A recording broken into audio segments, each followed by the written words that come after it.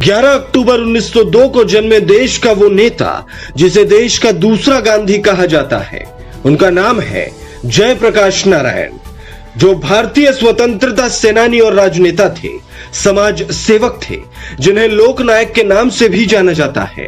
1999 में उन्हें मरणोपरांत भारत रत्न से सम्मानित किया गया। जयप्रकाश नारायण को 1970 में इंदिरा गांधी के विरुद्ध विपक्ष का नेतृत्व करने के लिए जाना जाता है। इंदिरा गांधी को पदच्युत करने के लिए उन्होंने संपूर्ण क्रांति नामक आंदोलन चलाया। लोकनायक ने कहा कि संपूर्ण क्रांति में 7 क्रांतियां शामिल हैं: राजनीतिक, आर्थिक, सामाजिक, सांस्कृतिक, बौद्धिक, शैक्षणिक व आध्यात्मिक क्रांति। इन 7 क्रांतियों को मिलाकर संपूर्ण क्रांति होती है। संपूर्ण क्रांति की तपिश इतनी भयानक थी कि केंद्र में कांग्रेस को सत्ता से हाथ धोना पड़ गया था। जयप्रकाश नारायण की हुंकार पर नौजवानों का जत्था सड़कों पर निकल पड़ता था। बिहार से उठी संपूर्ण क्रांति की चिंगारी देश के कोने कोने में आग बनकर भड़क उठी थी।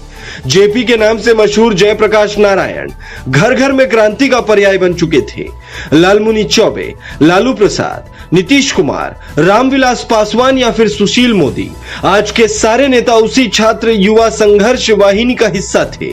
देश में आजादी की लड़ाई से लेकर वर्ष 1977 तक तमाम आंदोलनों की मशाल थामने वाले जेपी यानी जयप्रकाश नारायण का नाम देश के ऐसे शख्स के रूप में उभरता है जिन्होंने अपने विचारों, दर्शन तथा व्यक्तित्व से देश की दिशा तय की थी। उनका नाम लेते ही एक साथ उनके बारे में लोगों के मन में कई छवियां उभरती है। आजादी के आंदोलन से हमें ऐसे बहुत से नेता मिले जिनके प्रयासों के कारण ही यह देश आज तक टिका हुआ है और उसकी समस्त उपलब्धियां उन्हीं नेताओं की दूरदृष्टि व त्याग का नतीजा है। ऐसे ही नेताओं में जीवन भर संघर्ष करने वाले और इसी संघर्ष की आग में तपकर कुंदन की तरह दमकते हुए समाज के सामने आदर्श बन जाने वाले प्रेरणा स्रोत थे लोकनायक जयप्रकाश नारायण।